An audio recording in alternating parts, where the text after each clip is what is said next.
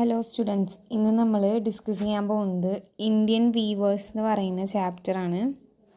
അപ്പോൾ Indian weavers എന്ന് പറയുന്ന ചാപ്റ്റർ ഒരു ഷോർട്ടായിട്ടുള്ള പോയാണ് എഴുതിയിട്ടുള്ളത് സരോജിനി നായിഡു. അപ്പോൾ സരോജിനി നായിഡു ആരാന്നൊക്കെ നമുക്കറിയാം. അപ്പോൾ എന്നാൽ കൂടെ നമുക്ക് സരോജിനി നായിഡുയുടെ ഒരു ഇൻട്രൊഡക്ഷൻ നോക്കാം. പോയം വെറും 3 സ്റ്റാൻസ മാത്രമുള്ള ഒരു ഷോർട്ടായിട്ടുള്ള പോയാണ്, പക്ഷെ വളരെ ഡീപ്പായിട്ടുള്ള മീനിങ് കണ്ടെയ്ൻ ചെയ്യുന്ന ഒരു പോയം കൂടിയാണ് ഇന്ത്യൻ വീവേഴ്സ്. അപ്പോൾ 3 സ്റ്റാൻസ് ആണ് ഇതിനുള്ളത്. അപ്പോൾ പോയം ഞാൻ ഇതിൽ കൊടുക്കുന്നുണ്ട്, അപ്പോൾ അത് വായിച്ച് നോക്കുക. അതേപോലെ തന്നെ സമ്മറിയും കൊടുക്കുന്നുണ്ട്. അപ്പോൾ ഇനി നമുക്ക് ഫസ്റ്റ് സരോജിനി നായിഡു ആളെ കുറിച്ചൊരു ഇൻട്രൊഡക്ഷൻ കേൾക്കാം. Sarojini Naidu was one of the most prominent English poets and a great freedom fighter. അപ്പോൾ ഗ്രേറ്റ് ആയിട്ടുള്ള ഒരു ഫ്രീഡം ഫൈറ്ററാണ്. അതേപോലെ തന്നെ ഇംഗ്ലീഷ് പോയറ്റ്, ഇന്ത്യയിലെ ഫേമസ് ആയിട്ടുള്ള പ്രോമിനൻ്റ് ആയിട്ടുള്ള ഒരു ഇംഗ്ലീഷ് പോയറ്റും കൂടിയാണ് സരോജിനി നായിഡു. ആളുടെ നൈറ്റിംഗൽ ഓഫ് ഇന്ത്യ എന്ന പേരിലാണ് പോപ്പുലർ ആയിട്ടുള്ളത്. ഇന്ത്യയുടെ വാനമ്പാടി എന്നൊക്കെയാണ് വിളിക്കുന്നത്. ആളുടെ പോയംസ് കാരണമാണ് അങ്ങനെ ആൾക്ക് ആ ഒരു പേര് വന്നിട്ടുള്ളത്. And her poems are known for the rich imagery, rhythm and Indian themes such as nature, festival, traditions and common people. അപ്പോൾ ആളുടെ പോയംസൊക്കെയും കൂടുതലും ഇന്ത്യൻ തീംസും ഇന്ത്യൻ ഫെസ്റ്റിവൽസ്, നേച്ചർ, ട്രഡീഷൻസ് ഇതിനൊക്കെ കുറിച്ചാണ് കൂടുതലായിട്ടും എഴുതിയിട്ടുള്ളത്. അപ്പോൾ അതിൻ്റെ ഒരു ഭാഗം തന്നെയാണ് നമുക്ക് ഈ ഇന്ത്യൻ വീവേഴ്സ് എന്ന് പറയുന്ന ഈ ഒരു ചാപ്റ്ററിൽ കാണാനായിട്ട് പറ്റുന്നത്. അപ്പോൾ apart from being a poet, ഒരു പോയറ്റ് എന്നുള്ളതിൽ നിന്ന് കുറച്ച് മാറി ആൾ എന്തും കൂടിയായിരുന്നു, ഒരു പ്രധാനപ്പെട്ട റോള് ഫ്രീഡം മൂവ്മെൻറ്റിൽ ആൾ പാർട്ടിസിപ്പേറ്റ് ചെയ്തിട്ടുണ്ട് എന്നുള്ളതും കൂടിയാണ്. Then later she become the first woman governor of Indian state. അപ്പോൾ ഇന്ത്യൻ സ്റ്റേറ്റിൻ്റെ ഫസ്റ്റ് വുമൺ ഗവർണറായിട്ടും ആ ഒരു പൊസിഷൻ ഹാൻഡിൽ ചെയ്തിട്ടുള്ള ഒരു ലേഡി കൂടെയാണ് സരോജിനി നായിഡു എന്ന് പറയുന്നത്. ആളുടെ ഫേമസ് ആയിട്ടുള്ള പോയംസ് ഇവിടെ കൊടുത്തിട്ടുണ്ട്. And through her poetry Sarojini Naidu beautifully combine simplicity with deep meaning. സിമ്പിളായിട്ടുള്ള റൈറ്റിങ്സ് ആണ് ആൾ എഴുതുക, പക്ഷെ വളരെ ഡീപ്പായിട്ടുള്ള മീനിങ്സ് കണ്ടെയ്ൻ ചെയ്യുന്ന തരം സിമ്പിൾ പോയംസ് ആയിരിക്കും സരോജിനി നായിഡു എപ്പോഴും ഫോക്കസ് ചെയ്യുന്നുണ്ടായിരിക്കും. അപ്പോൾ ഇതാണ് ആളെ കുറിച്ചിട്ടുള്ള വളരെ സിമ്പിളായിട്ടുള്ള ഒരു ഇൻട്രൊഡക്ഷൻ എന്ന് പറയുന്നത്. ഇനി നമുക്ക് പോയത്തിലോട്ട് വരാം. പോയം ഞാൻ നേരത്തെ പറഞ്ഞു 3 സ്റ്റാൻസയിലാണ് ഈ പോയം എഴുതിയിട്ടുള്ളത്. ഈച്ച് സ്റ്റാൻസ ഡിനോട്ട് ചെയ്യുന്നത് ഡിഫറെൻറ്റ് മീനിങ്ങിനെയാണ്, ഡിഫറെൻറ്റ് ഡീപ്പർ മീനിങ്ങിനെയാണ് ഡിനോട്ട് ചെയ്യുന്നത്. അപ്പോൾ നമുക്ക് ഫസ്റ്റ് സ്റ്റാൻസ എന്തൊക്കെയാണ് പറയുന്നത് അതിൻ്റെ ഒരു പാരഗ്രാഫ് വേർഷനും കൂടി നോക്കാം. അപ്പോൾ ഫസ്റ്റ് സ്റ്റാൻസ ഡിനോട്ട് ചെയ്യുന്നത് the stanza set in the early morning. രാവിലെ വളരെ നേരത്തെയാണ് ആ ഒരു ഫസ്റ്റ് സ്റ്റാൻസ ഡിനോട്ട് ചെയ്യുന്നത്, ഏർലി മോർണിംഗ് ടൈമിനെ. Which means the poet ask the weavers what they are weaving at dawn. അപ്പോൾ ഈ ഒരു പോയം സ്റ്റാർട്ട് ചെയ്യുന്നത് തന്നെ വീവേഴ്സിനോടൊരു ക്വസ്റ്റ്യൻ ചോദിച്ചുകൊണ്ടാണ്. അപ്പോൾ ഈ ഒരു പോയറ്റ് വീവേഴ്സിനോട് ക്വസ്റ്റ്യൻ ചെയ്യാണ്, എന്താണ് നിങ്ങൾ ഈ ഒരു നേരെ പുലർന്നു വരുന്ന ആ ഒരു സമയത്ത് തന്നെ വീവ് ചെയ്തുകൊണ്ടിരിക്കുന്നത് എന്താണ് എന്നാണ് ഫസ്റ്റാണ് ഒരു ക്വസ്റ്റ്യനായിട്ട് ഈ ഒരു പോയം സ്റ്റാർട്ട് ചെയ്യുന്നത്. അങ്ങനെ ചോദിച്ചുകൊണ്ടാണ്. They are weaving blue coloured clothes. അപ്പോൾ വീവേഴ്സ് അവിടെ വീവ് ചെയ്തുകൊണ്ടിരിക്കുന്നത് ബ്ലൂ കളേർഡ് ക്ലോത്ത്സ് ആണ്. സോ ഇവിടെ ബ്ലൂ കളേർഡ് ക്ലോത്ത്സ് എന്ന് പറയാൻ തന്നെ ഒരു റീസൺ ഉണ്ട്. വിച്ച് മീൻസ് ബ്ലൂ കളറിന് ഇവിടെ കമ്പയർ ചെയ്യുന്നത് വിങ്സ് ഓഫ് കിങ് ഫിഷറുമായിട്ടാണ്. അതായത് പൊന്മാൻ്റെ ചിറകിലുണ്ടായിരിക്കുന്ന ആ ഒരു ബ്ലൂ കളർ ആണ് ഇപ്പോൾ അവർ നെയ്തുകൊണ്ടിരിക്കുന്ന ഡ്രസ്സിൻ്റെ colour. And the same time ആ ഒരു ഡ്രസ്സ് ആരെ ഉദ്ദേശിച്ചിട്ടാണ് അവർ നെയ്തുകൊണ്ടിരിക്കുന്നത് എന്നും പറയുന്നുണ്ട്.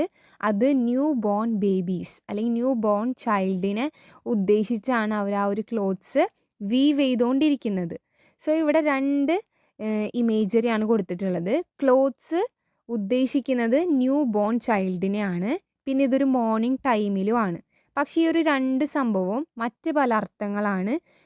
കുറച്ചും കൂടി ഡീപ്പറായിട്ടുള്ള കുറച്ച് ഇൻറ്റേർണൽ മീനിങ് ഈ ഒരു 2 ഇമേജറിക്കും ഉണ്ട്. അപ്പോൾ എന്താണ് അതെന്ന് വെച്ചാൽ ന്യൂ ബോൺ ബേബീസ് അല്ലെങ്കിൽ ന്യൂ ബോൺ ചൈൽഡ് എന്നുള്ള ആ ഒരു സംഭവം ഉദ്ദേശിക്കുന്നത് ബർത്ത് അല്ലെങ്കിൽ ഒരു മനുഷ്യൻ്റെ ലൈഫ് സൈക്കിളിലെ ഫസ്റ്റ് പാർട്ട് എന്ന് പറയുന്നത് ആൾ ഈ ഭൂമിയിലോട്ട് ജനിക്കുക എന്നുള്ളതാണ്. സോ അവിടെ ബർത്ത്, ആ ഒരു ചൈൽഡ്ഹുഡ് ടൈം, ആ ഒരു ഇന്നസെൻസ്, ഫ്രഷ്നെസ്, പീസ്, ഹോപ്പ്, ഇങ്ങനത്തെ ഒക്കെ ഒരുപാട് ഇൻറ്റേർണൽ മീനിങ് ആണ് ആ ഒരു ബ്ലൂ കളറിനും ആ ഒരു മോർണിംഗിനും സിംബലൈസ് ചെയ്യുന്നത്. അപ്പം മോർണിംഗ് എന്ന് പറയുന്നത് എന്താണ്? ഒരു ദിവസത്തിൻ്റെ ഏറ്റവും ആരംഭം ആണ് morning. So it is just like the beginning of A life. ഒരു ലൈഫിൻ്റെ ബിഗിനിങ് എന്ന് പറയുന്നത് എന്താണ്? ഒരു കുട്ടി ജനിക്കുക എന്നുള്ളതാണ്. അപ്പോൾ ഇവിടെ ജനിച്ച ഉടനെയുള്ള കുട്ടികൾക്ക് ധരിക്കാൻ പറ്റുന്ന വസ്ത്രങ്ങളാണ് നെയ്തുകൊണ്ടിരിക്കുന്നത്. അപ്പോൾ ഇവിടെ ഈ ഒരു പാരഗ്രാഫിൽ ഉദ്ദേശിക്കുന്നതും ഇതുതന്നെയാണ്. കുറേ കമ്പാരിസൺസും കുറേ സിമ്പലും ആണ് ഈ ഒരു പോയം കൂടുതലായിട്ട് മുന്നോട്ട് കൊണ്ടുപോകുന്നത്. അപ്പോൾ ഇതിൽ മെയിനായിട്ട് പറയുന്ന സിമ്പിൾസ് എന്ന് പറയുന്നത്, ഒന്ന് മോർണിംഗിനെ സിംബലൈസ് ചെയ്യുന്നുണ്ട്, ദെൻ ബ്ലൂ കളറിനെ സിംബലൈസ് ചെയ്യുന്നുണ്ട്, ആൻഡ് ദിസ് സ്റ്റാൻസ, ഈ ഒരു സ്റ്റാൻസാനെ തന്നെ സിംബലൈസ് ചെയ്യുന്നത് ബർത്തിനെയും ചൈൽഡ്ഹുഡിനെയും ഒക്കെ ഉദ്ദേശിച്ചാണ് ഈ ഒരു സ്റ്റാൻസ ആദ്യം തന്നെ എഴുതിയ എന്നുള്ളതാണ് പറയുന്നത്. അപ്പോൾ അതിന് ഞാൻ ഒരു പാരഗ്രാഫ് വേർഷനിൽ പറയുകയാണെങ്കിൽ, the poet takes us to the early morning, she ask the weavers what they are weaving at this time of a day. ദിവസത്തിൻ്റെ ഈ ഒരു സമയത്ത് നിങ്ങൾ എന്താണ് വീവ് ചെയ്തുകൊണ്ടിരിക്കുന്നത് എന്ന് ആ ഒരു പോയറ്റ് ചോദിക്കുകയാണ്. ദ വീവേഴ്സ് റിപ്ലൈ ചെയ്യാണ് that they are weaving blue coloured clothes which looks as fresh bright as wings of kingfisher. കിങ്ഫിഷറിൻ്റെ ഫെദറിനോളം ബ്രൈറ്റ് ആയിട്ടുള്ള ഫ്രഷ് ആയിട്ടുള്ള ക്ലോത്ത്സ്, ആ ഒരു കളേർഡ് ക്ലോത്ത്സ് ആണ് തങ്ങൾ വീവ് ചെയ്തുകൊണ്ടിരിക്കുന്നത് എന്നുള്ള മറുപടിയാണ് പറയുന്നത്. These clothes are meant for new born baby. Morning symbolise the beginning of life. The blue colour stands for innocence, purity, hope, freshness. Through this stanza, poet beautifully represent birth and childhood, which is the first stage of human life. Human ലൈഫിൻ്റെ ആദ്യത്തെ stage ആയിട്ടുള്ള birth എന്ന് പറയുന്ന സംഭവത്തിനെ വളരെ ബ്യൂട്ടിഫുള്ളായിട്ട് represent ചെയ്യുകയാണ് ഈ ഒരു first സ്റ്റാൻസയിലൂടെ Sarojini Naidu ചെയ്യുന്നത്. മീനിങ് വളരെ സിമ്പിളാണ്. ഫസ്റ്റ് സ്റ്റാൻസ് ഉദ്ദേശിക്കുന്നത് ഏർലി മോർണിംഗ് ടൈമിനെയാണ്, അല്ലെങ്കിൽ ഏർലി മോർണിംഗ് ടൈമിലാണ് ഈ ഒരു ഫസ്റ്റ് സ്റ്റാൻസ സെറ്റ് ചെയ്തിട്ടുള്ളത്. ആ ഒരു ഏർലി മോർണിംഗ് ടൈം തന്നെ സിംബലൈസ് ചെയ്യുന്നത് ലൈഫിൻ്റെ ബിഗിനിങ്ങിനെയാണ്. ലൈഫിൻ്റെ ബിഗിനിങ്ങിനെ നമ്മൾ പറയുക ബർത്ത് എന്നാണ്. സോ ഇവിടെ ഫസ്റ്റ് സ്റ്റാൻസ റെപ്രസെൻ്റ് ചെയ്യുന്നത് ഹ്യൂമൻ ലൈഫിൻ്റെ ഫസ്റ്റ് സ്റ്റേജ് ആയിട്ടും കൂടിയാണ്. ദെൻ നമ്മൾ സെക്കൻഡ് സ്റ്റാൻസയിലോട്ട് മൂവ് ചെയ്യുമ്പോൾ ഈ ഒരു സ്റ്റാൻസയുടെ പ്രത്യേകത എന്ന് പറയുമ്പോൾ, ഫസ്റ്റ് സ്റ്റാൻസയിൽ നിന്ന് അല്ലെങ്കിൽ ഫസ്റ്റ് സ്റ്റേജിൽ നിന്ന് സെക്കൻഡ് സ്റ്റേജിലോട്ട് ഹ്യൂമൻ ബീയിങ് മാറിയാൽ ഹ്യൂമൻ ലൈഫിൻ്റെ അടുത്ത സ്റ്റേജ് എന്താണോ അതാണ് ഇവിടെ അടുത്ത സ്റ്റാൻസ ആയിട്ട് കൊടുത്തിട്ടുള്ളത്. അടുത്തൊരു പോർഷനായിട്ട് കൊടുത്തിട്ടുള്ളത് ഹ്യൂമൻ ലൈഫിൻ്റെ സെക്കൻഡ് സ്റ്റേജിനെ പറ്റിയിട്ടാണ്.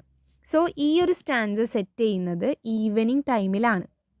ഫസ്റ്റ് സ്റ്റാൻസ സെറ്റ് ചെയ്യുന്നത് മോർണിംഗ് ടൈമിലാണെങ്കിൽ സെക്കൻഡ് സ്റ്റാൻസ സെറ്റ് ചെയ്യുന്നത് ഒരു ഈവനിങ് ടൈമിലാണ്. ഇവിടെ poet again ask the weavers about their works. അപ്പോൾ നേരത്തെ ചോദിച്ച പോലെ തന്നെ ഈ ഒരു ഈവനിങ് അവേഴ്സിൽ നിങ്ങൾ എന്താണ് ചെയ്യുന്നതെന്നുള്ള സെയിം ക്വസ്റ്റ്യൻ റിപ്പീറ്റ് ചെയ്യാണ്. അവരപ്പോൾ തിരിച്ച് മറുപടി നേരത്തെ പറഞ്ഞ പോലെ തന്നെ തിരിച്ച് മറുപടി കൊടുക്കുകയാണ്. Weaving bright red clothes four young brights. ഞങ്ങളിപ്പോൾ ബ്രൈറ്റ് ആയിട്ടുള്ള റെഡ് ഗാർമെൻറ്റ്സ് വീവ് ചെയ്തുകൊണ്ടിരിക്കുകയാണ്. ഈ ഒരു കളറ് കമ്പയർ ചെയ്യുന്നത് പാരറ്റ്സിൻ്റെ ഫെദേഴ്സിനോടുമാണ്.